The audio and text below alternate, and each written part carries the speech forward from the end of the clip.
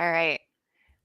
Good evening, everybody, and welcome to our April Listening Club. As you probably can guess from the lovely image that is now up on the screen, we listened to The Dark Side of the Moon by Pink Floyd.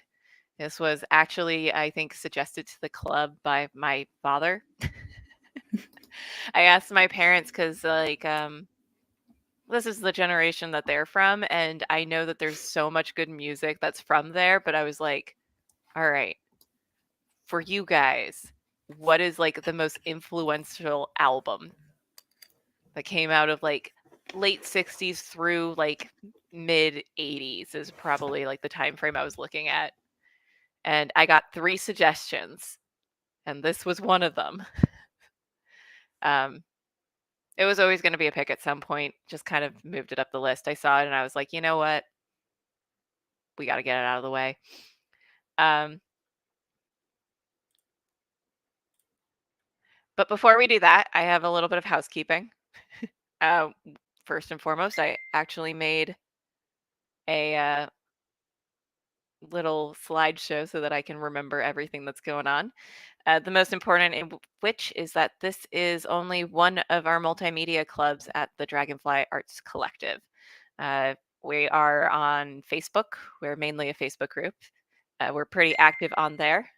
I'm going to turn the sound off on my phone. And you can find the link to our group up in the corner of the screen up there. We not only do this, we're a whole arts co-op. We have weekly calls to check in with each other, and we're always sharing our work. So if you're an artist and you want to get involved with us, you can always visit at the Facebook group. But for our monthly multimedia clubs, we have 3 of them. This is our listening club, but we also have our monthly movie club, which we watched Parasite this month, and we actually had the discussion last night. So you missed that one, but it is still up if you'd like to replay it. If you're in the Facebook group and you respond to the video there, I get a notification about it. So I can respond to you. You can also make a comment on YouTube. I try to stay on top of those. I'm less successful about it. But we also do a quarterly book club, and we are coming up on the end of our quarter where we were reading The Midnight Library by Matt Haig. We are going to have the discussion of that coming up on Sunday. So you can join us right back where you found us tonight at 7 p.m. and listen in on our discussions. We do keep these calls limited. When I announce the picks, we start getting our panel together for people who want to talk about it. I limit it to about 4 people, but if you do want to participate on the discussions and you don't want to be on video, you can comment. We get them live. As I already said, I get them after the fact as well. I made these clubs because I like forcing people to watch things I like, and also just things that I don't super like. I just like making people watch things, and then I like talking to them about it. So, and we do other kinds of events too. Like this weekend, we're having a meetup. If you want to come see us in person, all the info is up in the Facebook group, as well as we're putting on our first full art showcase in June. So if you are an artist and you would like to showcase your work, it's a good opportunity to do that. Here's Miguel. That actually is some great timing that he had, because I think that is the end of my housekeeping here. So we can get into our discussion. I'm going to go ahead and add Miguel. We're going to do a short round of introductions just so that everybody knows our name and our relationship with music. Let me go back a slide. Ooh. Yeah. I did work this week. I'll start. My name's Rebecca. I have always loved all forms of multimedia, but in regards to music, I actually worked in the music industry when I first moved up to Los Angeles. And before that, I went to music school. I worked with synthesizers, which we can get into it on this album. I feel like everybody's always just like, it's a great use of synthesizers, and I'm like, it uses one. But for 1973, that's a lot. It's true. It's true. But we can talk about that later. I say it's one. It's one synthesizer, but they had multiples of that. Yeah. Um, Rick so Wakeman used to say that back in those days, if you got through a gig with 25% of your rig up and running, it was a big success. So the stuff honestly, was that feels correct today as well. yeah, well, the stuff was super unreliable back then. Yeah, I can talk about synthesis all night, so I'm gonna move the introduction on to I guess Beckett. Sure. So, hey, interwebs, I'm Beckett. I am the kind of owner and facilitator of the Dragonfly Group, and I did not work in the music industry, but I did do music in high school, and my teacher at the time really wanted me to go pro, but I didn't want to do that. But I do know a thing or two about music. I did, all the bands. I did marching, concert, pep. Tried to do jazz, but the stupid jazz teacher was like, "Oboes can't jazz." I was like, "Sure we can. Fuck you." And and then music theory and all that stuff. So that's me. Okay. So I guess it's my turn. I don't know what I'm supposed to say. So I'm a professional musician. I perform, I teach, I write, I do public speaking. And we were talking about working in the music industry. I worked in record stores for 10 years when such a thing existed on a grand scale. Yeah, that's me. I just wanted to give that introduction because I feel like we always jump right into like discussions. But the thing is, this is an arts group, and all of us have some relation to the arts that we're talking about. And I think it's a good idea to just know where everybody's at. There you go. I'm probably gonna pop that my slideshow in and out throughout the course There of you this. go. I guess I think I know the answer to this one, but I'm trying to get into the habit of asking it every single time. But is this your first time listening to it? No. And First I time- remember. Oh, sorry. I didn't mean to interrupt you, Miguel. I was just going to say it was my first time listening to it all the way through. Like I've heard bits and pieces, obviously, but I've never actually sat and listened to the whole album That's front to back. awesome. So We're going to have to hear about that. Because if anything is an album as in designed to be listened to from beginning to end, this would be one of the top 3 candidates. So I want to hear how that felt. Yeah. I also wanted to talk about how I think before because we listened to Ziggy Stardust, which is technically a concept album, but it's like a very, very roughly strewn together concept album, like done after the fact. But I love concept albums. I think like getting something together from start to finish, it's just an auditory movie in a way. And this is the pinnacle, I think, of concept albums. Yeah, you have a good argument for that. The thing about concept albums is they got a bad name because when it's done badly, it's really bad. Yeah. It's not kind of bad. It's really bad. I guess really why I phrase it that way is I like albums that are very coherent from start to finish.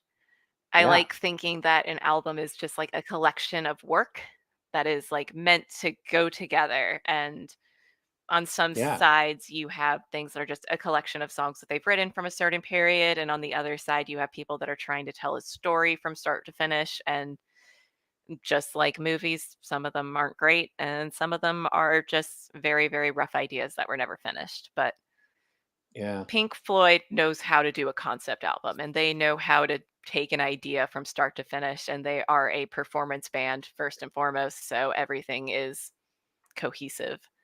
But anyways, I'm already ranting. You know who does a really good job of that now without being quote of real upfront about being concepty is Radiohead. Yeah. You know, I mean, what is Kid A but a concept album? And I think In Rainbows is, although more subtly than maybe something like OK Computer, but they're like Radiohead is sort of like a Pink Floyd of our current era, or I guess maybe they I were was bigger in the actually about to 2000s. literally say that. I feel like Radiohead picked up the torch from Pink Floyd a little bit, Makes sense. in a way. Not entirely, but it does. It feels like Radiohead was the next step after Pink Floyd. Like a spiritual successor. Yeah. Yeah, and it's interesting. They both took kind of similar paths. They were kind of straightforward rock bands at first, and then got more arty a few albums in. Pink Floyd when they lost Sid Barrett, and then Radiohead when they got, is it Johnny Greenwood is the guitarist to the shorter guitarist? You know, I do The not know guy who, anybody's names off the top of my head. I have this problem with all yeah, artists across the board. I always know when I've seen an actor and I never know their name. there you go. Um, Anyway, but this was your first time listening to it all the way through. How was it?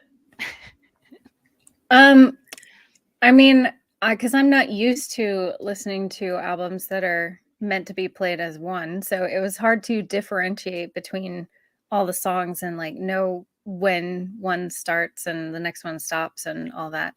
But Well, did that feel cool or was that disorienting? it was a little disorienting at first, just Mhm. because I'm not used to that. But yeah, it's like a nice break that you can put on, and it's only like 42 minutes long or something. So like if you want to just take a break and chill for you know, 3/4 of an hour, it's good to zone out to for sure. I mean, I Mm. think that's what it's been well known for. Put your headphones on, smoke a little bit, lay down on your Yep. bed.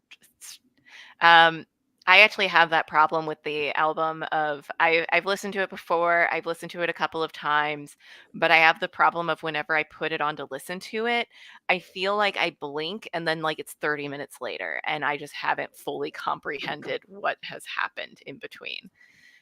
But I do like you bringing up that all the songs string together because I'm going to bring up my album, the song Album. listing, Ooh, and the I listed as LP, side one, side two. you have to do it for this one because Well, we it have to was explain what that is to our listeners. yes. So this album, as you can see, I'm actually a month behind on picking it. I should have picked it for March because it was released on the 1st of March, 1973, It's which 50 means years old. March was its 50th anniversary, and I missed it by a month. So close.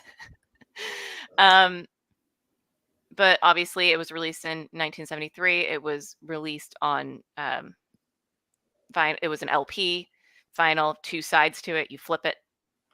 And so you'll see a lot with things from that time frame of you'll have like the B sides are usually the ones that are on the lesser played side. But for this album, there's a lot of duality for it. If you were listening to it all the way through, there is a break, and that break is between side one and side two. So the Yeah, I first think five that's, songs are kind of all together as one thing, and then the final five songs are all together as one thing, and they actually like when you listen to it, they are very, very different in terms of like their meaning and what they're meant to portray. I wanted to add one thing that became apparent when CDs became popular, and then this you could put CDs on repeat, is that track 10 Eclipse fades out the same way track 1 Speak to Me fades in. So it's like you could loop it forever, and if you weren't really paying attention, you wouldn't know where it ended. Mm-hmm. And I don't know if they intended that. They certainly didn't know CDs were coming in 1973. I did Probably. want I would imagine they had made it so that you could just flip it over and over and over again. I have that's dumber interesting. theory on it. And that So, is? so I when I was in music school, I am a classical musician by trade, and then I went to jazz school, and then I worked in electronic music, and I have no idea how that happened. It makes no sense at all. But I had to do a lot of arranging courses, And the easiest way to make an intro or an outro that you learn as like a tool in your toolkit is you just take the intro and then you flip it. And that is now Yeah. your outro. And that There you what go. this kind of feels like to me, because it opens and it includes sounds that are from both sides of the album throughout. It like introduces you to the soundscape that they're going to do. But then it's just like, how do we end it? Just flip it. Yeah, I love it. Yeah. Hey, I did Fun. want to add really quickly that on speaking of the 50th anniversary, I'm old enough that I remember exactly where I was when I heard this album, and I know it was in 1973 because we moved at Christmas of 1973 to another house, and I was living in the old house. So I don't know, I couldn't tell you what month during 1973 I heard it, but I definitely heard it in 1973. And it was at some friend's, I was with a friend, like my best friend, but at some friend's house I had never met before. I never saw them since. So it's kind of this weird, like disjointed memory of like, yeah, my friend Dennis was there, but then where the hell were we? But I totally remember first hearing this. And it was Nice. like, yeah. I have a fun fact about this album. I did an aerial performance to The Great Gig in the Sky in New Did York. you? Yeah. It was Wow. Cirque du Psych, which was psychedelic, kind of immersive circus rock theater. Wow. It was live music too. It was really awesome. Oh my God, they had a singer doing that live. You know, that gal, I think her name was Claire Torrey. She passed Well, away. hold That on. what? Uh-oh. I What made was a her name? list of all Oh, of it the is Claire people Torrey. on it. Is Claire Torrey. I wanted to make all the slides. The reason why I made them in the first place is because these are things that I constantly found myself going to Wikipedia for. This is the last slide, by the way. I don't have anything beyond this right now. It's a very Um, nice slide. Thank you. I initially wanted it all to be on one slide, but it became too much. For sorry, tell your story. Let's talk about Claire Torrey. Oh no, I was just mentioning that she passed away recently. Hmm. And then the Beatles, I mean, they not only recorded at Abbey Road, but Alan Parsons worked on Beatles projects. And I can't remember if Chris Thomas did or not, but I think Chris Thomas later worked on Elvis Costello. All these people had careers because of this album, not just the band. Oh yeah, absolutely. Well, even Hypnosis, who I felt like I had to put them on here because it's such iconic imagery. Yeah. Hypnosis, I guess they started working with Pink Floyd pretty early on, and they are directly responsible for the idea of they never put their names on albums. They Um, did after this. They didn't do it on this one? what, put their name on the cover of it? Yeah, I know their name is on the Wish You Were Here Pink Floyd album. Yeah.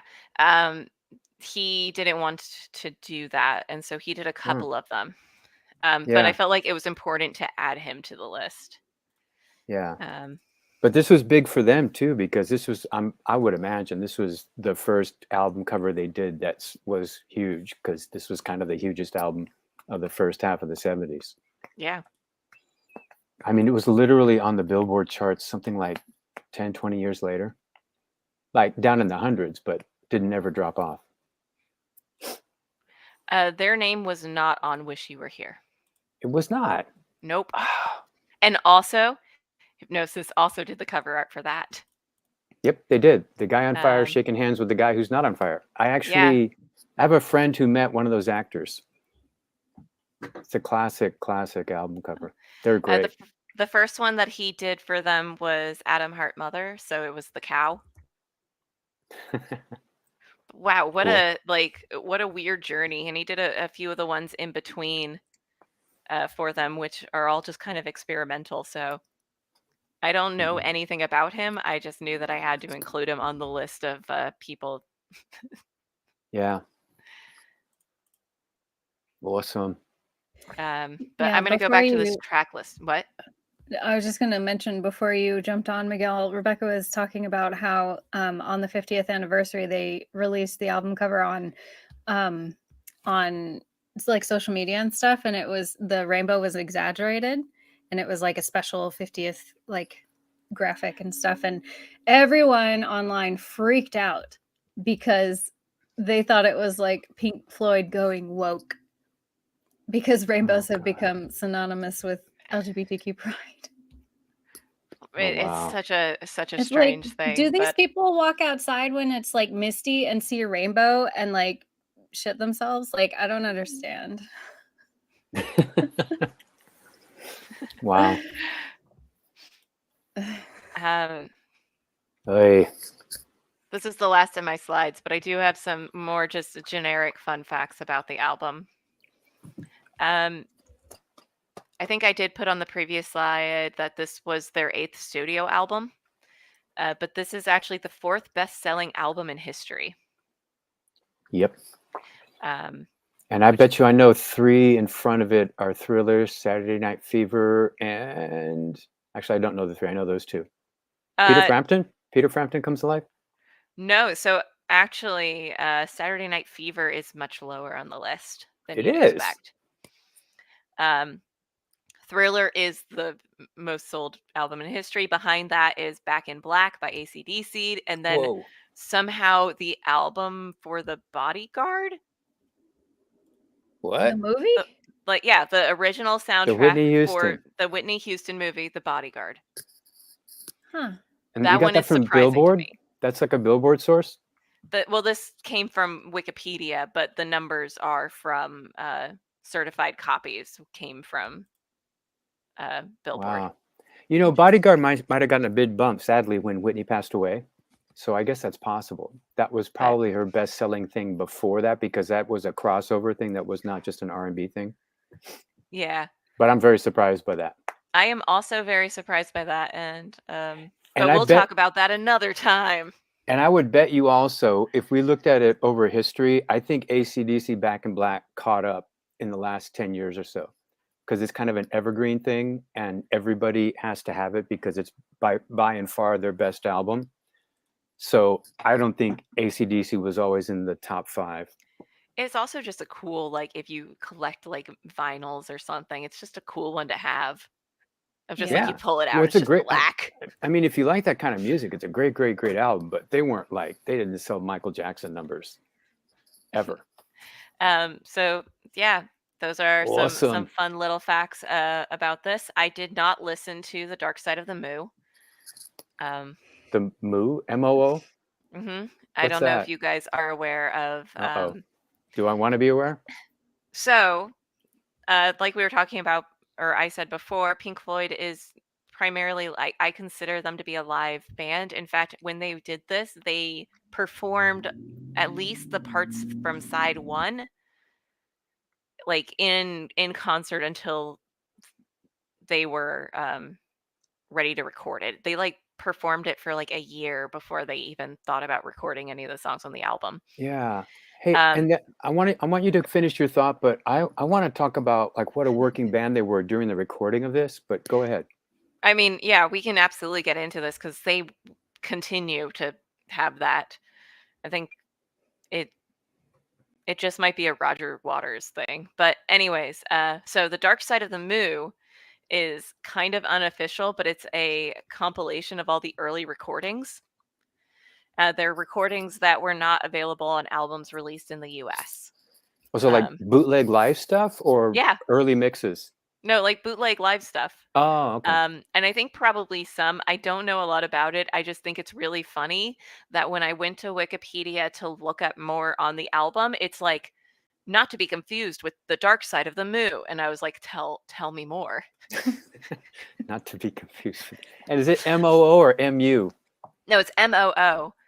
And I imagine it has to do with the whole cow imagery from before. Oh, from that. Yeah. What was the name of that album? Oh, Adam Hart Mother. You just said Yeah, that, right? Adam Hart Mother. I did, and then I questioned myself on it, which is why I was like, that cow album.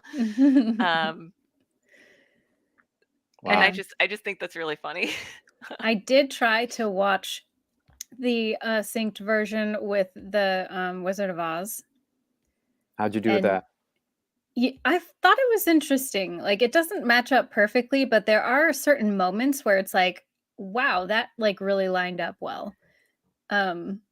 But Yeah, like especially in the beginning. But The Wizard of Oz is twice as long as the album, so this version that I tried to watch, they tried to tack on the live show at the Okay. end. So after the full like studio album, then they put the live version at the end so that it would continue. And Mm. then it gets kind of weird and it doesn't really match as well, but the album itself, it matches the first like 40 or so minutes of the film decently. Yeah. Especially like certain moments, like there's a when the tornado is coming, there's a like a I don't remember exactly what it was, but like a crash in the music, Hmm. and that's when the tree uproots and flies behind her, like right at that exact moment. So it's Yeah. kind of interesting. Huh. The I've way, never done that, but I did used to love getting like really, really stoned and then putting on musical albums and watching nature documentaries. And it's extremely satisfying when they match up, and they match up way more often than you'd think they would. That seems reasonable. wow. Yeah. Also, the moment when she like faints and like gets hit on the head and she faints onto her bed and that's when she falls asleep. That's immediately when one of the songs turn over, and it's like perfect. Yeah. Mm. I didn't have any patience for it, but I did acknowledge that if you believe it, you can see it. And if you don't believe it, it's just you're going to lose patience. Yeah. Right. Yeah. But I Well, just like think that's it doesn't match hilarious. up perfectly. And you have to start it a little bit into the titles. Like you can't start it right when the movie starts. Oh, So then really? it matches better. Yeah. Okay. So they just have the Secret same sauce. BPM. I And just guess. a cultural thing about that movie is in the days before there was cable, right? Certainly before streaming, Wizard of Oz is one of the classic movies that you could watch a lot on TV because it would just get repeated every year. Mhm. And I forget when it got repeated, but it wasn't like people didn't agree on what the classic movies were. It's just that there was no video cassettes. Like you could only go watch movies that were in theaters, right? Mhm. And so, or unless you were going to film school or something. And I think it's so interesting that that sort of classic movie that everybody in the 70s knew was a classic is the thing that got linked up to that. And it's not, I don't know, other classic movies. I We're probably like you said because it was on all the time. So it probably just was happenstance that somebody was listening to Pink Floyd when it was on at just the right time, and then this became like a cultural myth. Dude, let's do both at the same time. I Yeah. think also That just is like the whole imagery of, white going into a prism to turn into colors, and Oh, the very Wizard of nice. I Oz hadn't thought of is, that. yeah, Yeah, and the in white terms coat of when color. I Mm, imagine that it became very popular to play on TVs when color television started getting into people's homes pretty regularly yeah. Mm. for Yeah, that exact same reason. I remember my dad talking about seeing it on TV for the first time, and this was before color TVs. So it was like she goes to Oz and it's like, "Oh, what's the big deal?" But then he saw it in the theater and he was like, "Wow." I don't know when that became a thing. I have very little knowledge on that side of things. Well, it wasn't so much when color televisions became available as when they became ubiquitous. And I Standard. couldn't, mm, I want to say at the earliest late 70s in terms of ubiquity. Like you would have friends that had color TVs, but maybe you didn't. Yeah. Um, That's a good question. that I tried to look it up, but there's too much information on the invention of color television, which while I'm sure is fascinating, is very difficult, and I don't have the memory of people getting color TVs. So, Yeah. Hey, um, so I wanted to go back to the working band element and just yeah. drop a couple of facts that I read about. And hopefully I got them from reputable sources because I don't think I was thinking of that ahead of time. But while they were like a total working band, they were gigging all the time. They went to Australia. I think they went to Asia. Mhm. And I always thought of this album as like Abbey Road, I mean, the Beatles' Abbey Road, where they just hunker down for 6 months and turn off the phones and no distractions. And we're just going to crank through this. And they were like Beckett mentioned, they're workshopping a lot of this live. They did a soundtrack album in the middle of this, which is Zabrowski Point. And they did. They went to Germany and they did a ballet score for some ballet group in Germany. I mean, who does that? And I never even heard it.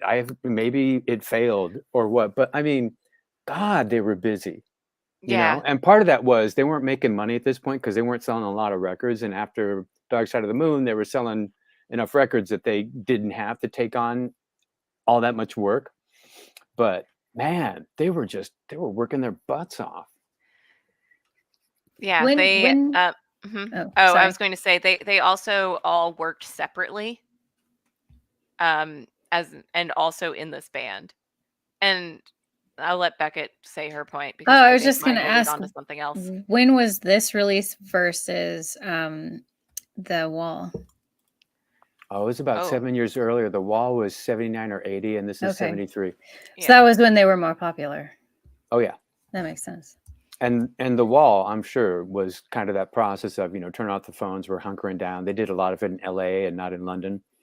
But yeah.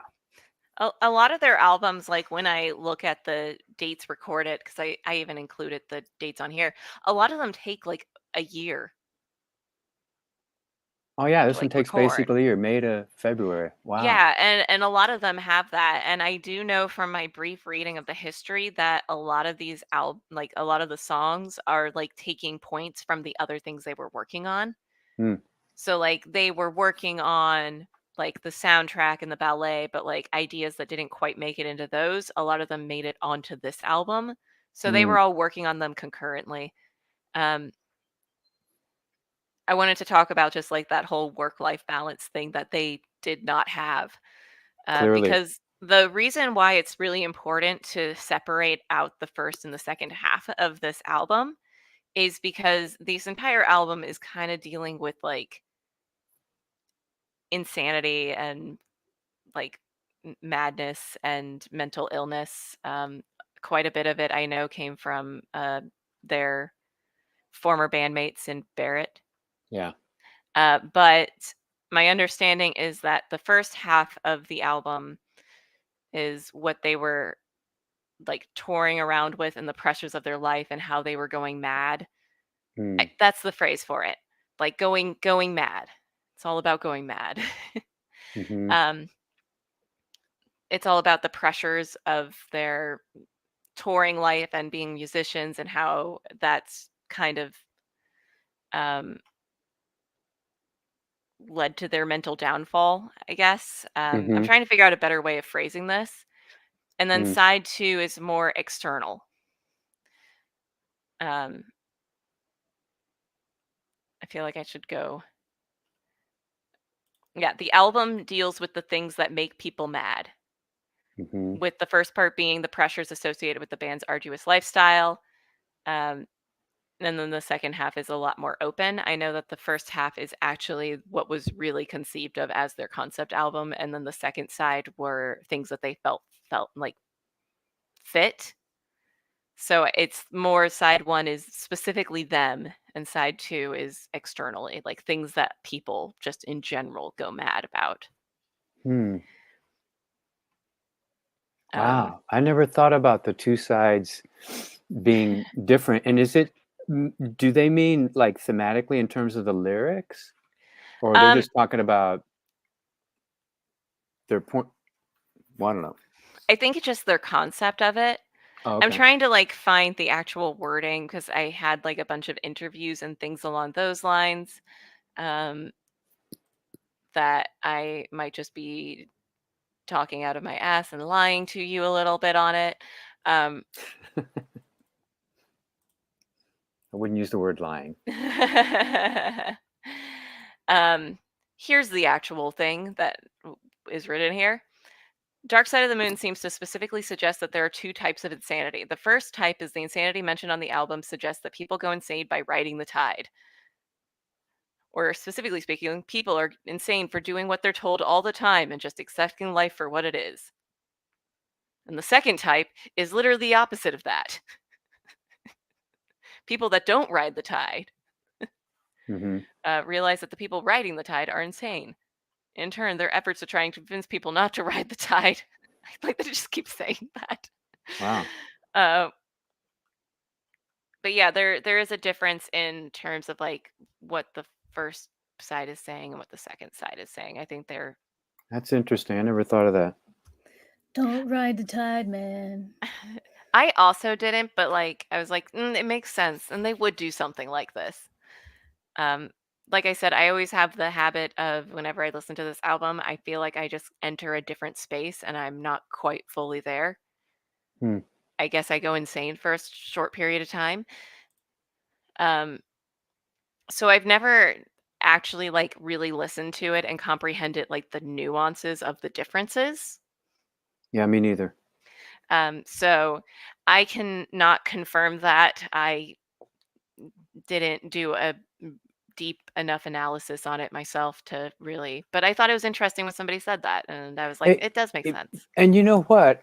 When you say that and you talk about that first side, I wonder if the first side got workshopped together a hell of a lot more than the second side, right? That was some of the earlier material, and then it hung together really good, and it ended up on side one. And then they had to fill out an album because side one's only what, like 20 minutes, and they had other things that were sort of quote unquote in concert with that vibe, but came along later. I mean, But I know, I'm just totally, again, talking off the top of my head. I have no clue. yeah, That's true. simple, same. um, I do know that the only two singles from this album were Money and Us and Them, and those are both from the second side. So, Us um, and Them was a single. I Us and didn't Them know was a that. single. And see, what else was going on in culture at that time was that the advent of FM radio, which really happened in the early 70s, meant that there were radio stations that would play an entire album. And part of the thing that was hip about Led Zeppelin was they didn't release singles. And I know Pink Floyd had Money as a single, but I thought it was the only single. And that was part of what was hip about the album. They weren't just like heaving a bunch of singles at you. But having singles was kind of unhip. And I don't think Led Zeppelin ever released a single because Uh, they were against that. I could be wrong about that. it seems There, like it was actually released after the fact, so I can see that. Well, both of them were released as singles afterwards, but Money was released in the 7th of May, 1973, and Us and Them was released as a single on the 4th of February, 1974. wow. I wonder if it was something like they were going to do a big tour and their label was just like, Is that an remind American? people. Is it American release or UK release? Does it indicate? It does not indicate. Because they may have still been different in those days. They were definitely different in the 60s. Yeah, you know what? You may be absolutely right. Like, hey, we got this big ass tour coming. We have enough what is support that we can do a bigger tour of US than we did earlier in 73. And so we got to release something, Yeah, right? That like makes total sense. it does. That's what comes to my mind for that, but I am not a music historian. You know what? And the other thing about looking at this track listing, because I mean, nothing personal, I'm old, but I've listened to this album a lot, right? And I can't tell you where Speak to Me begins and ends, because I think it's just the sound effects and sort of music stuff prelude to the song Breathe, It right? is. But Yeah. it's really hard for me to, okay, so where does Breathe, so going back to Beckett's thing, where does Breathe end and On the Run begin? Is On the Run where they had that little drum machine, right? And then where does On the Run end in time? And then Great Gig in the Sky, that's clearly a song that has a beginning and end. It's fucking amazing. It's one of the most emotional things ever recorded. But a lot of these songs, I'm going, man, Any Color You Like. I mean, I know the music, but I couldn't tell you where that began or ended. In Brain Damage versus Eclipse, wait, is it right? And so it's interesting that I think my confusion with that, and then again having listened to it a lot, I even saw them tour it in the 80s or 90s. I saw them tour it in the 90s without Roger Waters. I still can't tell you exactly, Miguel, hum me a few bars of Any Color You Like, and I'm like, brr. And if somebody did, oh, okay, oh, that's Any Color You Like, so I would recognize it, but I have no idea where the songs begin and end, other than things like Great Gig and Money, you know? Yeah, so one of the questions that I also really I didn't finish the first half of my question before, which is if you did listen to it, did you re-listen to it right before getting on the call? But um, My answer to that is no. Sorry. Again, it's just one of those things that I feel like I should always ask just to like a frame of reference for discussion. But also, what is your favorite song? Dude, you can't ask that. Well, let me. Maybe other people can answer that, and I can't. Beckett. I mean, it's hard to tell which song is which. Yeah, I know. And- It's sort of like Yeah. And it might be any color you like. I just can't tell you what that song goes like. maybe. But I do know Great Gig in the Sky the best because I performed to it, so I like that one a lot. And that was going to be my answer too, just because it's like friggin' Aretha Franklin in the middle of a Pink Floyd album. That vocal performance is just stunning, and the emotional high point and low point of the album, right? And there's no lyrics. You got to love that. But when me being a quote unquote song drummer, when I hear you say it, it's like, what is the most well-crafted song on here? And I'm like, I kind of don't care. You know, like on Beatles albums, you know, in Abbey Road, you can say probably best crafted album song on Abbey Road in terms of like a song from start to finish is George Harrison's Something. Everything else is either not their best material or that amazing medley they did at the end, right? Which is a bunch of song fragments. They're not really songs. And you know, I don't know, maybe us and them, but it's mostly I don't care, because you know I think that it none of it can be taken away, right? The whole is greater than the sum of the parts, you know. Yeah. And so I you know I don't want to say Great Gig in the Sky is the best song, and then somebody just goes to Great Gig in the Sky and they skip Time and On the Run and Breathe and Speak to Me. It's like, no, that only has the impact it has because you listen to Speak to Me, Breathe, On the Run and Time. You know, I think. No, absolutely. I think you're absolutely correct. I wasn't going to ask that question initially, but it's one of my set questions for like whenever I do this of just like, what's your favorite song? We'll edit that But out in I post. brought it up because I did listen to this album before we got on this call, and I knew that I was like, but what is my favorite part of the album? And then I zoned out for a while. It's actually my favorite personal part of the album is the end of Us and Them. Like if I was just taking sections of it, Is it's that the where end it's of Us and fading out and there's voices, people talking?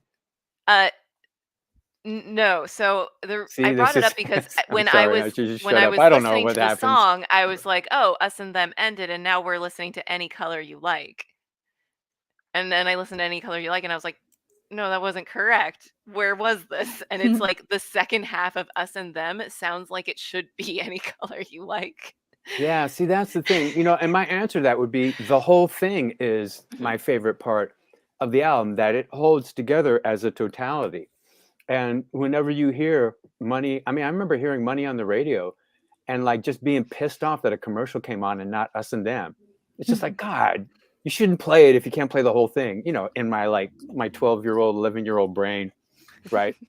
But yeah, I just think that my favorite part is the totality, that you can't get rid of any of these tracks and it's better. Yeah. I mean, that's just for me. My other regret for this is I said before you got on the call, and I think I said it when I initially picked it, but I asked my dad for his favorite albums from this time frame, and this was the second on the list. Interestingly, what was number one? We'll bring it up later. It's a secret. Okay. Stay tuned, listeners. I told him that I host a listening club for an arts co-op, and I wanted something from this period. What was the most influential things for him? And he was like, you said influential. I said, okay. I think the way I phrased it, I could probably find it. It was a text message, but it was like, what do you think was the most important music either for you Mm, or just like in general? Like what when I say pick an album from this that we should talk about, what is it? mhm, mhm. And he goes, I have one and it's going to be kind of unconventional. Mm. And then he goes, but also Dark Side of the Moon. And then he like went on to describe everything about like the touring of it. And I kind of regret that I didn't call him to talk about this, because he was also a stoner teen when this album was released. So he is the exact market for it. And I know that he has seen them perform multiple times. He's not a musician. He How old just, is your dad? I have to do math. Uh-oh. Sorry. He's probably He my age, is what I'm saying. probably, he was, let's do some math. He was 13. Yeah, he's my Yeah, age. He's he was older, but a 13 little when bit. this. Only a little bit. Um, so I like that that was easier for me to do, of just like the age between him and this album versus like how old he actually is now.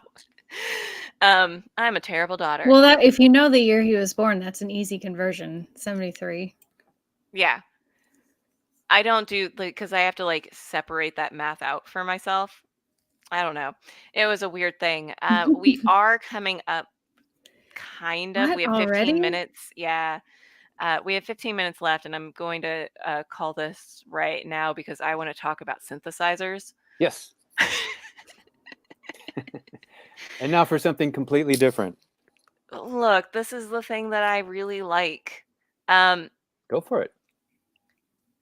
so a lot of this album and a lot of when people talk about it, they do talk about the synths on it. It is very much very sound designy. It is very intentional with its sound design.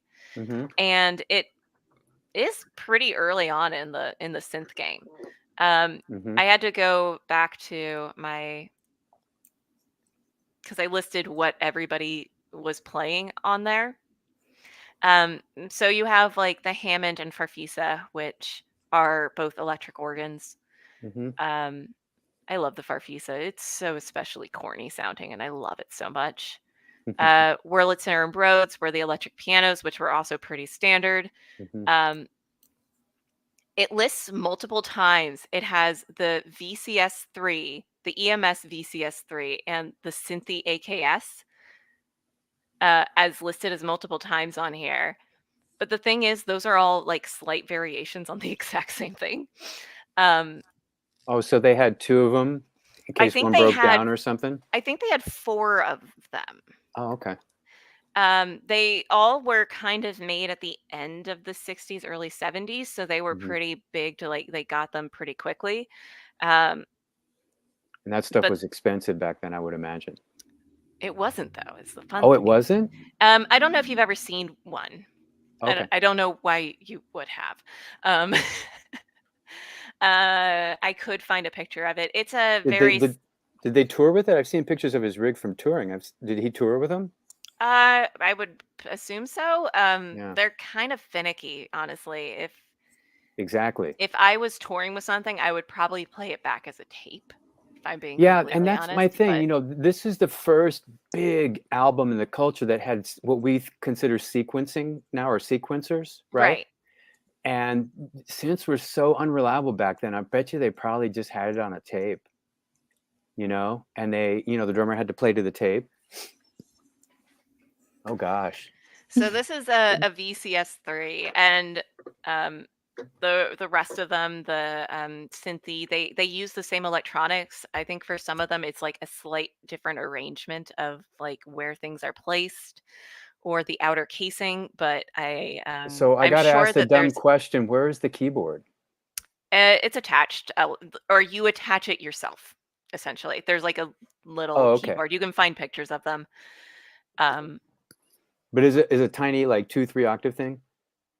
Yeah. Yeah. If you ever see, like, essentially, you'd attach it to something that's kind of akin to a MIDI keyboard. Mm-hmm. Mm-hmm. Wow. But I imagine they were used a lot because they're fairly small, and I know that at least I think the Synthi A like could close and like came as like a suitcase, so it was pretty easy to travel Oh, with. that top folds down on the bottom? I don't think for this one specifically it does, but one of them, I think this is a VCS, yes, user Hmm. eye view of the VCS3. One of them is a suitcase that you can like close. Wow. But even this, it's pretty small, and also it's pretty easy to use. I mean, all of these knobs only do one thing. Despite how scary the little matrix looks, it's surprisingly Yeah, easy so to use if you what figure it is out. that thing on the lower left that looks like a grid? Is that what Uh, you call the matrix? it's the matrix. What does that It's do? it's the matrix. So essentially in synthesis, I have my Euro rack over here where I physically can. I don't know why I tried to do it that way. I can just do this. Holy cats. You have one of these right next to you. Yeah. Essentially, the way it works is instead of having set things that the knobs would turn, I can connect them into one another. So I can say that this output gets put into a different filter. Hmm. And I do that by rewiring it essentially. And it saves space because uh, it's what you do on the back of them electronically, but on the front. So you have more control as a user. Mm, Um, the matrix is essentially, it does along those lines. Um, yeah. I'm going to stop sharing my screen. Wow. But it changes the concept for where things go. They're all kind of the same synthesizer, but different. So it's interesting to me that that it's known as like a very synth heavy album, but also how much they separate them out. Yeah. And I wonder, it synth heavy because like the Beatles had synths on Abbey Road, but I lived most of my adult life not knowing that because they're not foregrounded, right? And here the synths are very much in your face at the beginning, right? Like that's a machine making that sound. That's not a human drummer. And I wonder if that's why it gives the impression that it kind of leads, or within the first couple, 3 tracks, there's like some stuff that's obviously computer for people who had no idea what a computer was back then, Yeah. Yeah. And I just think it might be because it's just foregrounded. And for 1972 to 73, it's an amazing amount of synth. But 10 years later, they're going, what? This is all, Hammond B3 and Rhodes. There's hardly any. I You know. actually realized as you were saying that I did that exact same thing of like Hammond, Farfisa, Worley, and Rhodes are all synthesizers. It's just that they're keyboards. um, Meaning I that they're don't. electric, you mean? Yeah, Yeah. Oh, they okay. they they're still synthesizers. They're still Hmm. synthesizing a sound. Um, Yeah. And but that might have also I don't been when it, process and them as that. In my yeah, head, those aren't the synthesizers, and I am incorrect in that. Those are synthesizers. I worked for a synthesizer company that made emulations of the Wurlitzer and the Rhodes and the Hammond. No, not the Hammond because they wouldn't give us rights to it, but Farfisa. hmm I yeah. remember playing the electric keyboard as a kid, and there was a setting like you could have the like traditional piano sound or the synth sound, Ooh. and then they Oh, had a and bunch then, of other like and drumming it might, things like that. and then, I'm sorry, I'm stepping on people. Sorry, That's apologies. fine. It might also have been when the quote unquote synthesizer entered the culture, right? Because there was definitely synthesizer albums before this, but they weren't selling and it wasn't part of the culture. Mhm. And I think because this thing got played to death on the radio, you guys have no idea how much you heard this whole album. And you would have announcements. Oh, tonight, man, 9:30, we're playing the entirety of Dark Side of the Moon. Check it out, dude. These little announcements on the radio. And so it may just be because it's the first time it sort of entered the zeitgeist. Like, wow, Pink Floyd Dark Side of the Moon. It's got synthesizers. Another fun thing about like the VCS EMS synthy um, is that they were very popular specifically with rock bands.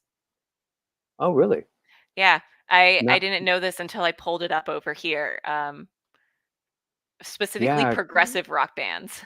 Um, yeah. And you know what? You think of it Brian now. Eno is well known for using them. Well, I would assume But because they're small and portable. yeah, The And you know, Who uses them a lot. well, and the other thing was that bands had guys that only did synthesizer because the synthesizer was just so time intensive and finicky that you have to have a guy who had the engineering background as well as could play lines playing it. Like the Tubes had a guy who just played synthesizer. Frank Zappa had a guy who just played synthesizer. And I gotta believe, I mean, I'd have to talk to somebody who was in that band. A friend of mine is actually in a Zappa tribute with Napoleon Murphy Brock, who was in the Mothers. But Don Preston was Frank Zappa's synth guy, and I think that was because he had the engineering know-how to fix things that went wrong on stage, Oh right? yeah. And then George Duke played Fender Rhodes, right, and the B3, and he sang, but he didn't touch the synthesizers. There was an era, and then that Zappa band was like 74, so not long after this. So it was a very high maintenance thing, and you think of it now as a big deal in movie soundtracks. Like when you say that, the first thing I said, nah, man, somebody must have been doing soundtracks, like Jean-Michel Jarre. I don't know Oh how to yeah. pronounce his name, but I think he was much later, like maybe 5 years later. Well, I say much later, like 5 years later. I don't think Hollywood film producers were letting composers put synthesizers on their soundtrack at that time. There were a lot of synth soundtracks even before this. It's just you're absolutely correct. Like it was a very specific subset of music Mm, that normal people didn't want to listen to, and normal people still don't want to listen to. um, because it's all about like the sounds that you can make and like the actual sound design part of it, and that's all very, very cool. mm, Um, the reason why I'd be scared of this one on tour is because it reminds me a lot of my nemesis of a synthesizer, um, that I had to look up because I wanted to know when it was released, and that would be the Oberheim SEM, which was released in 1974. oh So wow. this one is slightly older than it, but probably has the same mechanisms in it. And the reason why this is my nemesis is because I used to do trade shows with it, Mm, where I'd go out and I would actually like teach people synthesis and how it worked on it. And I could never get that goddamn thing in tune. yeah, yeah. And that And goes back to that Rick Wakeman thing, man. You were lucky back in those days to have a quarter of your rig up and running by the end of the gig. oh yeah, Everything else just failed. it wasn't that I was unskilled with it. It was just that like I never It knew. didn't I work. didn't know what was going to happen with it. Yeah, the thing doesn't work. That's what happened. Um, I did find a picture of the matrix, but we are getting really close to an hour, so I don't want Oh, to, okay. because I am not joking when I Should we be say that doing? like Oh, no, I can literally talk to you about synthesizers for like a solid 4 hours, and I have done that before and been paid money to do that. there you But go. we don't So have the time and I'm not what should getting we paid. what should we have for closing thoughts? Mm. Good question. I think we summarized it. I think that the summary could be what we said earlier. Like when you said your favorite song, and me and Beckett are like, "What? Like, I can't even tell you what song Any Color You Like is." My And so, closing thoughts are if you are like me and you've never listened to this album all the way through in one sitting, maybe you've heard a few songs here and there, but you've never like taken the time to actually listen, just sit down for 45 minutes, smoke a joint, whatever you're going to do, and listen to it. Yeah. I might Mhm. Do actually yourself a try favor. I might actually try the Wizard of Oz thing, not because I necessarily think it was going to work, but because I want my partner to listen to this album in full, and I think that's the only way I'm going to get it to happen. yeah. Fair enough. And remember, back in the 70s or 80s, whenever that Wizard of Oz thing, it was required that you were smoking pot. It wasn't like it didn't work. The third element was pot. It Yeah. was the Wizard of Oz, Pink Floyd, and pot. It wasn't Wizard of Oz and Pink Floyd. I don't know. I was Yes. working while I was watching it, so. And I also was not on pot when I did it, so I was doing it wrong. So make sure your partner does it right. But yeah, I there are mean, I easy. was stoned when I listened to this album the first time. I was not stoned when I was listening to it today. There are easy ways to find on YouTube. There are a bunch of like just uploads of the movie Yeah. with the album to it. So Mhm. it's easy to do it that way. And the one that I was watching actually lets you, I don't know how it must be a thing that they added on YouTube or something, but like it lets you control the background sound versus the music sound. It's really interesting. Like you can bring it up or down, and You mean the Huh. sound of the the movie? movie, yeah, the movie sound. Oh, that would be Interesting. weird with the sound of the movie. They That would did bug me. the way I watched it, the movie sound was very low, so you could barely hear it, and at the points where it got really quiet in the music, like the movie sound would kind of emerge. So that was Mm. an interesting way to do it. Oh, the one I listened to, I'm pretty sure the movie sound was muted. That's Hmm. interesting. Yeah, I kind of always assumed that you just mute the movie. Yeah, it did make it an interesting experience because like it would get really, really quiet in the album music, and then you'd hear like a line of dialogue. So, That's but awesome. yeah, so that's my 2 cents. My 2 cents is just go listen to it. It's such a fantastic album, and it is still culturally relevant to this day. And it's just the master of the chill vibe. It never gets so loud, it's grating and jarring. And, it's just got a vibe and it sticks to it. And there's ups and downs, of course, especially Great Gig in the Sky. But, none of it gets anywhere close to like stuff that you hear on the wall where it's like heavy metal, Yeah. It's this total chill vibe stoner album Yeah. without the stoner. It's a chill vibe album, even if you're not on pot. And that's it for my talk for April. So we'll do our May picks on, I think I'm sending them out on Monday because that's the first. Yep. So on the first of the month. Yay. And Can't I'm really believe it's excited May to listen to already. something else. Cool. Thank you, Rebecca, for putting this together. And thank you for the geeky synth stuff. That was cool. Oh, yeah. Anytime. Okay, well, I got to go now, but yeah. All right. Look at the time. All right. Have a good night, everyone. Bye. Thanks. Bye.